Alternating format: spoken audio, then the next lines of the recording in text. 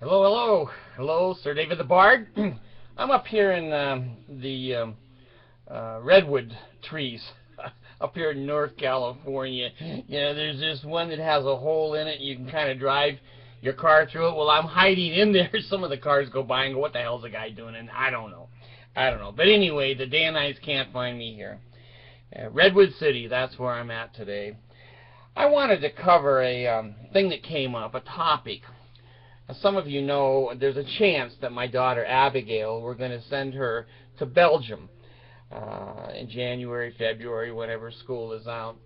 And I become interested now in reading Belgium articles. Well, one of the articles I read I thought was fascinating because these European countries, especially the Netherlands, are very, very, I think, advanced socially and psychologically. The United States, we ride the little bus. We ride the little bus. Anyway, they have a law, if I understand it correctly, in Belgium, that if you're over 18, you can commit suicide. Hey! Now, you guys know I'm an atheist. I'm not afraid of dying because I know there ain't no Jesus there, and I ain't going to get sent nowhere. Wherever I go, I'm going to make the best of it. That's the way it goes. Well, here you are in Belgium, and you go, "Life sucks. I'm out of here. Homie, don't roll this way." And out the door you go. Well, some of you, most of you, are going to find that shocking. Now they're thinking of lowering the age. Since Abigail's going over there, I don't know if I want them lowering the age yet. But anyway, the point and the principle is this. What the hell do we care if somebody wants to get up and leave a movie theater? I don't like the movie. I'm out of here. "Oh, please, don't leave. Think of how all the people will feel in your family." Shit, let them go. What about people in a concert? Same thing. "I'm out of here. I don't like the music."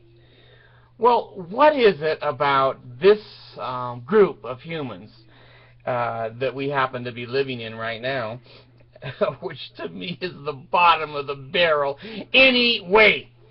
Who cares if people want to die and they leave? Let me tell you something. People who are killing themselves are not the most popular people here on the earth.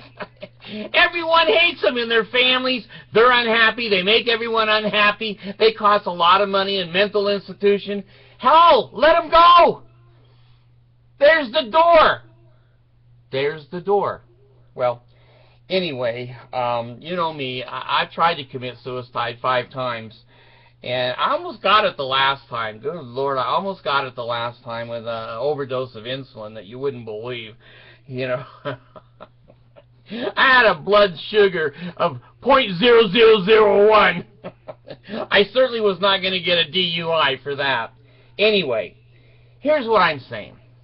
There's some people that don't deserve to live. Now, the Bard, I'm mentally ill, and I resigned from the Mormon Church. I wasn't that ill. I got the hell out of there. Anyway, if a person doesn't like it here, let him leave. That's free agency. To me, that's free agency. Now, I'm a little bit more liberal. I'll even open the damn door. Here's the door. Here's the door. Think of it.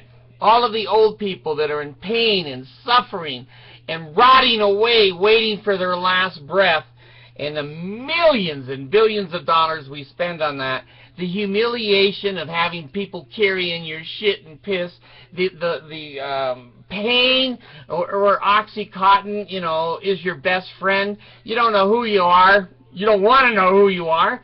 What the hell is wrong with letting those people pass into the next life or non-life, whatever you believe, on their own? It's their free agency. "Oh, the family, we have to keep Grandpa here." And Grandpa goes, "Screw you, I don't want to be here." And I've told my kids, I say, "God, when I get to a point where I don't know who I am and I'm already calling the little one by the wrong name, I told you I go to numbers now. I can't remember my wife's names or my kids, and I just give them a number. Wife 6, in here. Child 16. Oh, I don't have a 16.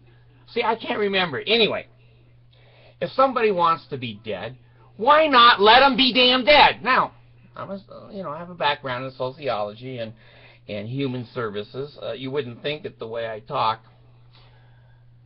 There are circumstances where I wouldn't let a person kill themselves. Let's say that someone just found out that they had, cancer, and they're 18 years old, and they want to kill themselves. Well, the cancer's not going to be there in pain and ruining their lives for 25 years. I would have a waiting time where they could talk to doctors and talk to parents and say, hey, let's at least have 25 years of a good life. Then if you want to take the pill, you get the hell out of here. We don't care. So I think that there are limits, but not many. Now, teenagers, I would give some limits to, because I have never met a normal teenager, including me, and I'm still a teenager, and I've never turned normal. And my girls have been living the gospel, and they're not turning white and delightsome. I go in there and I check, and I go, oh, hell, they're still brown. The Mormon church tells me they're heathen and idiots and loathsome.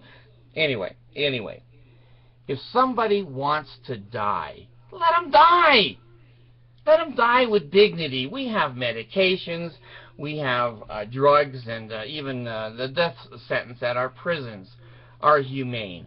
So if somebody is really a miserable person, they're born and they've lived their life and they're 39 years old and they've been a rotten apple ever since they were born. They're not successful at anything. They're consuming food stamps and consuming, the medical system and living under a tree and causing accidents and causing robberies and other kinds of graffiti.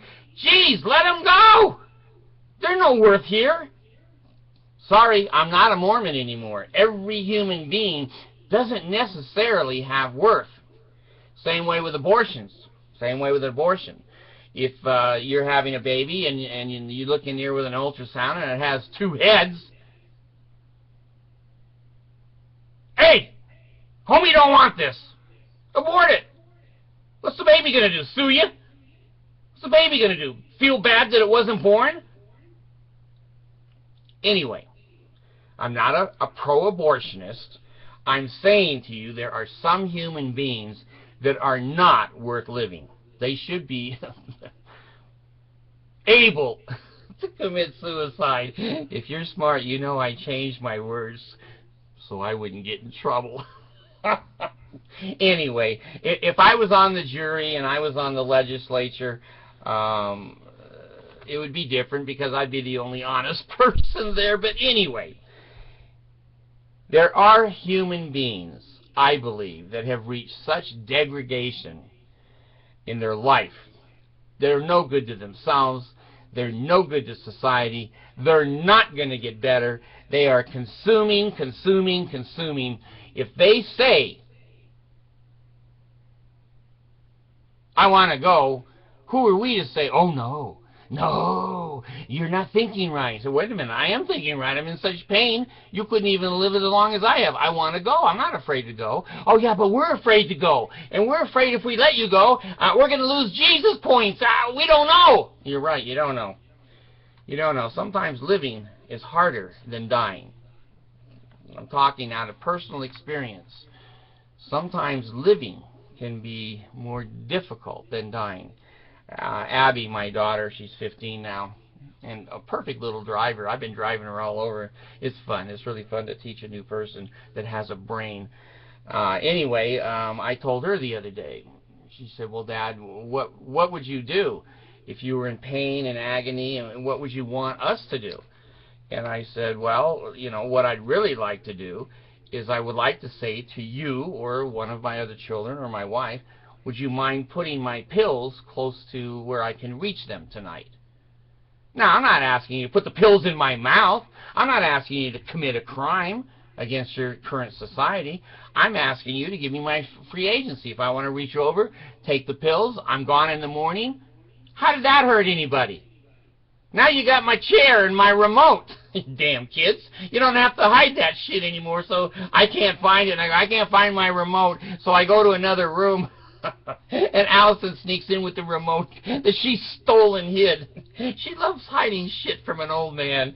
And so I've told my wives and I've told my children, there's going to come a time when I'm going to ask you to put my pills close to where I can reach them.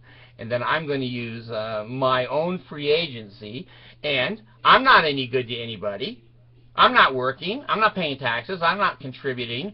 I'm just yelling for sandwiches and yelling for milk and yelling for medications and pain and bitching and moaning and shitting on the carpet and pissing in my bed. Good Lord! Good Lord, let him go! Let him go! Anyway, I am for assisted suicide, and I'm also for Belgium there, where I guess you just take a pill, a doctor gives you a pill or whatever. But you don't have to be violent in those situations. How many of us have thought of driving along the freeway at 100 miles an hour and hitting one of those concrete poles? Well, hell, that's hard on a car. That's hard on a car. And when the police call your wife, they go, your car is ruined. Well, what about my husband? Yeah, he's ruined too. Just give me a pill at night. I'll be laying there in bed, and, you know, in the morning you go, hey, Dad ain't moving. What's new about that?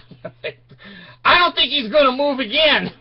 But what's new about that? Well, anyway, I told my family that there's going to come a day where I've had too much pain, too much sorrow, and I'm not doing any good to myself or anyone else. I'd like to go on to the next existence, if there is one, and contribute, learn, develop, and give, and to support where I'm at and trying to make it a better place. And you people don't have any rights to impede me from that. You don't. Well, you do, because you've got evil people that say, oh, don't leave, don't leave. We love you so much. And the guy in the coma hasn't been alive for 24 years. He's just laying there like a vegetable. And the family says, there's hope. Hope for what? Him to come back to life out of the coma? Hell, as many people that come out of a coma and as many people laying there hoping their family thinks they're going to come out, there's like 1 in a million. Let him go. The only reason you don't let him go is you're afraid. You're afraid. You're afraid. Because you don't know where he's going. But you say it's a better place. Well, why won't you let him go to a better place then? Well, God's ways are not our ways. Unbelievable. You all say they're going to a better place, but you leave them here suffering and lingering in pain and agony, not knowing their own names and shitting all over the building. Come on. Grow up. Life is a process that we go through. Some process it at a year, or baby 3 months old dies. There's other people that go out at 90 or 110 years old. They process it differently. We're all processing this experience. And I don't have a right to look at you and say, oh, you're not hurting enough. You don't get any pain medication. That's the way it was about 30 years ago, 40 years ago in this country. And I'm talking from experience. Now, I get a little upset because I worked in a nursing home, good Lord, in the 70s. And we had a lady in there, and she had no arms and no legs. She's laying there in bed like a stump. I guess she was, I don't know, 60, 70, 80.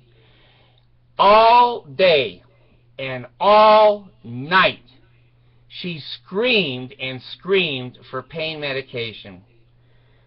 And I was a new staff there, and I went over to the nurse's station. I said, what the hell?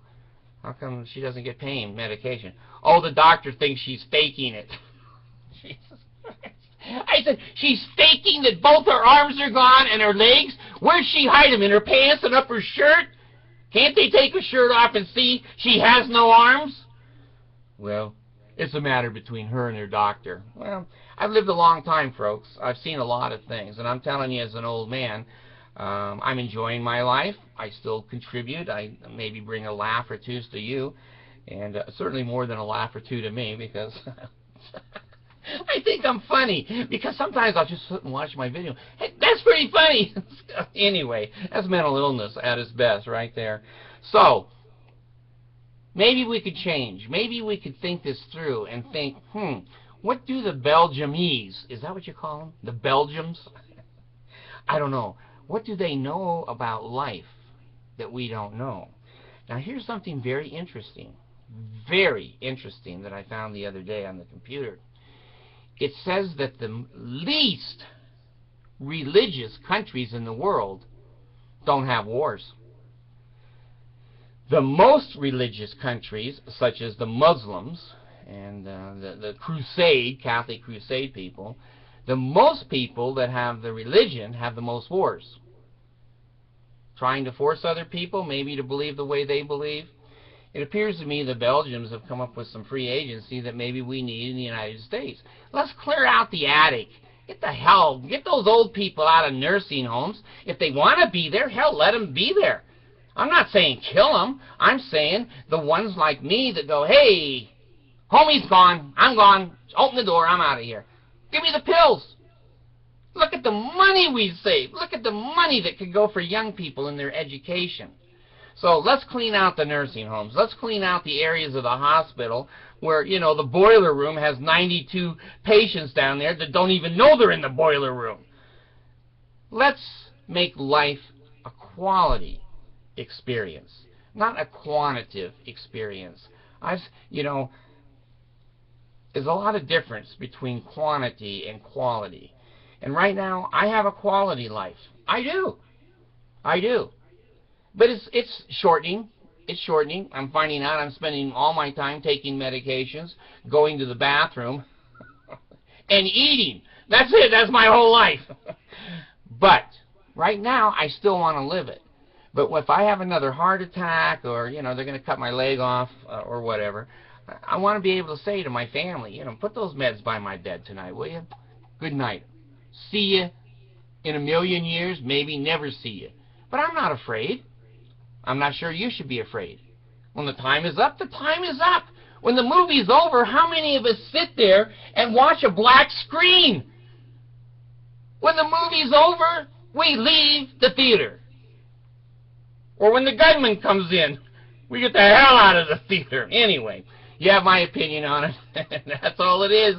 The bard's opinion. And most of you think that ain't worth shit.